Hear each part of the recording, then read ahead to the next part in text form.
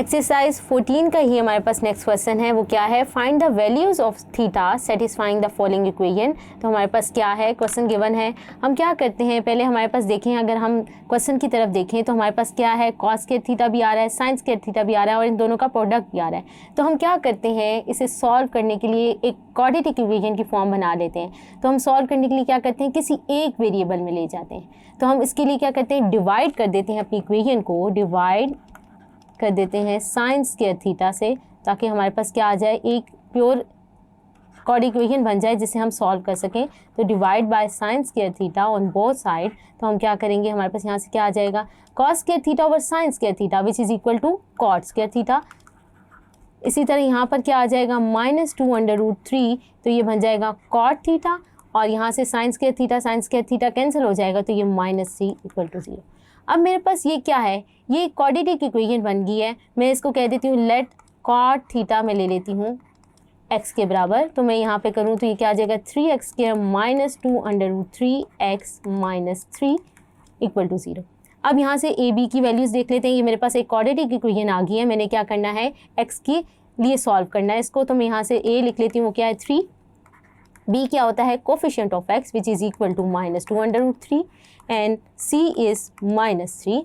तो यहाँ पे ये वैल्यूज़ क्वाड्रेटिक फार्मूले से हम इसको सॉल्व कर लेते हैं। क्वाड्रेटिक फार्मूला क्या है, वो लिख लेते हैं -b + -b² -4ac/2a। जब हम इस पे वैल्यूज़ प्लग करते हैं तो हमारे पास x की दो वैल्यूज़ आ जाती हैं, उनको देख लेते हैं वो क्या होती हैं।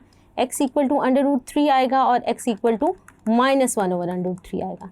आप a b c की वैल्यूज़ इस क्वाड्रेटिक फार्मूले में प्लग करें तो x की क्या वैल्यूज़ आ जाएंगी, x √3 आ जाएगा और x = -1/√3। चूँकि हमने x को किसके बराबर रखा था, कॉट थीटा का, तो यहाँ पे क्या आ जाएगा, cot theta is equal to √3 and cot theta is equal to -1/√3।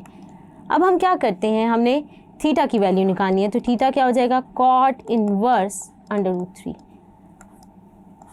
हमारे पास ये क्या आ जाएगा, अगर हम देखें तो ये कॉट थीटा की वैल्यू क्या आ जाएगी हमारे पास, cot theta is equal to √3। यहाँ से हम लिख सकते हैं 1/tan theta is equal to √3 और tan थीटा किसके बराबर आ जाएगा, 1/√3।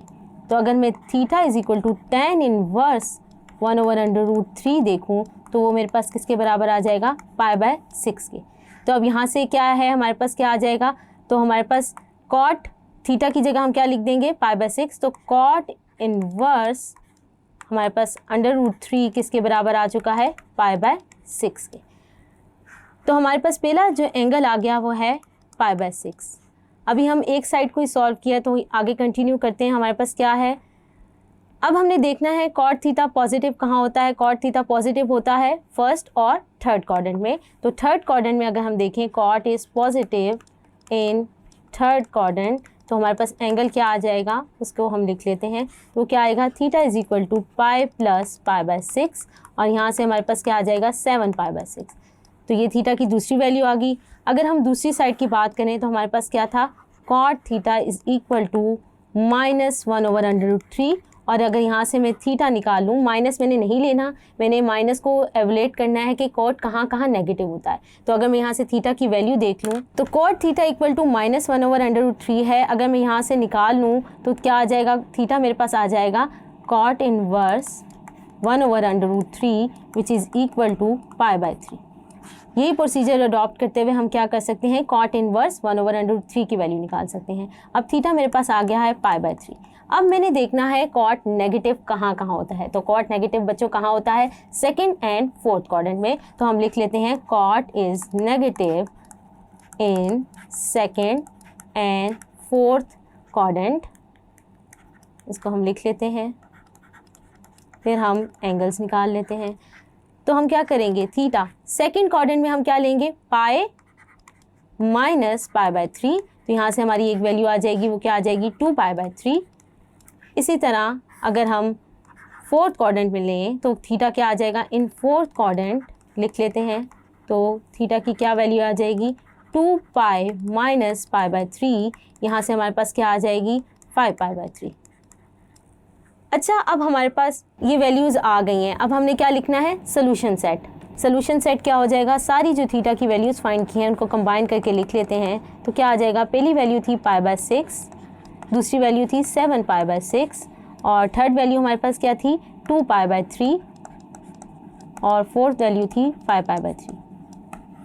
अगर आप इन थीटा की वैल्यूज़ को बैक इक्वेशन में प्लग करें जो हमें गिवन इक्वेशन थी, तो ये जो है ये वैल्यूज़ क्या हैं, गिवन इक्वेशन को क्या करेंगी, सेटिस्फाई करेंगी, तभी तो ये सोल्यूशन सेट है गिवन इक्वेशन का। होप सो बच्चों आपको ये थीटा और सोल्यूशन निकालना ट्रिग्नोमेट्रिक इक्वेशन का समझ आया होगा। Thank you.